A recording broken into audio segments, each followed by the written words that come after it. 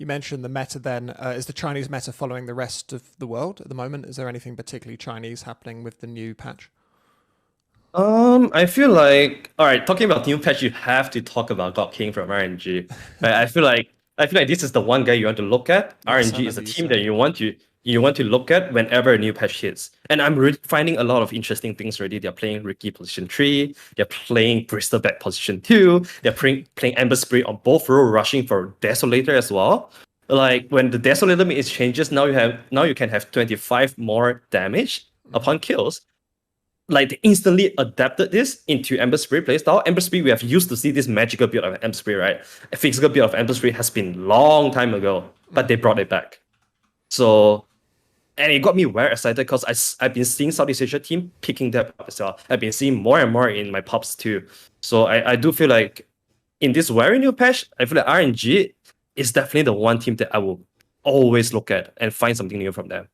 I will only expect more improvement coming up from them as well. Like, first of all, I think they're hungry, especially God King. I think he really wants to prove himself, knowing that he actually took over the drafter role.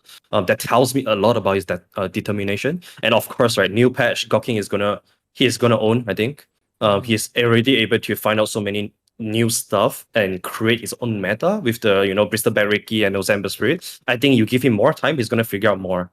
And especially this patch, like we say just now, it's a fast-paced Dota. I think this fits into xNova and Somnus a lot. Like both of them, in the previous, in my podcast, I talked to xNova and then he said that he and Somnus, they are the believer of aggressive Dota. They want to play Dota in this kind of way, and this is definitely the patch for it. And knowing that all this, sharp timing getting fastened up a little bit, I feel like Chen being brought back to the meta. We have been seeing a lot of Chen recently. xNova loves Chen.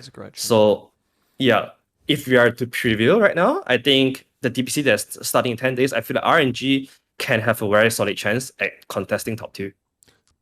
Fair enough. I think that's pretty much everyone that we've previewed. I imagine if I were to predict your predictions, tell me if I get this right, I would say you would probably say first PSG LGD just out of some loyalty. Then I imagine you're going to go Raw Never Give Up second, Team Master third, Extreme Gaming fourth, Magma fifth, Vici sixth, and LBZS and eHome seventh and eighth. Have I predicted your predictions correctly, or would you differ from that? Actually, I think I would differ from that. I have a hot take here, which is something that I don't normally do. But I do feel like PSG LGD might not be top 2. Because I recently, I love them. I love Fabian.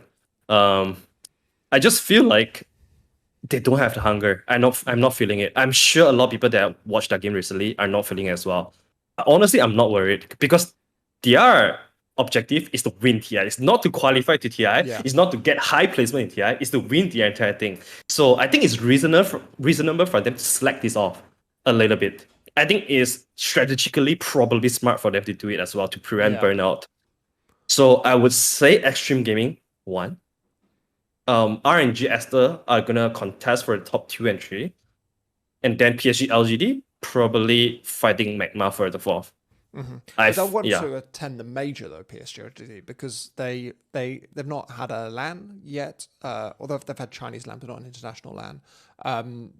They must feel that they need to prove something after TI to a degree, and a LAN, the first LAN of the season, would be the great time to do that. Oh yeah, that's for sure as well. I feel like, maybe just play enough for you to get yourself into a major, and then learn some stuff from there because it's also new patch, right? That is like, it's not like there's zero motivation. There still is. I guess I just wonder what is their priority right now within the team. Do they want to rest more?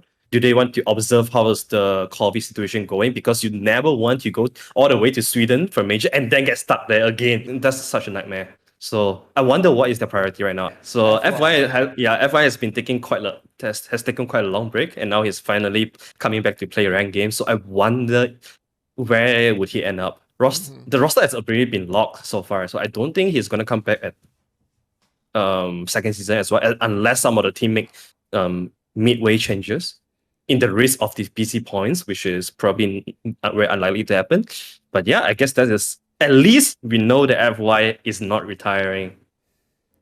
Yeah, I guess that's that could be a good news for a lot of fans. What team do you think he slots into best if someone were to? I mean, it's not necessarily pleasant to say someone should be kicked for him, but if someone were to be, what roster does he slot into the most effectively? Ooh. This is like a fantasy, but personally, sorry to my boy Felix, we are Malaysian blood, but I'm gonna say I would be so hyped to see FY going back to RNG, reunion with obviously Charlie's xNova and Somnus. I think that would be such a big storyline.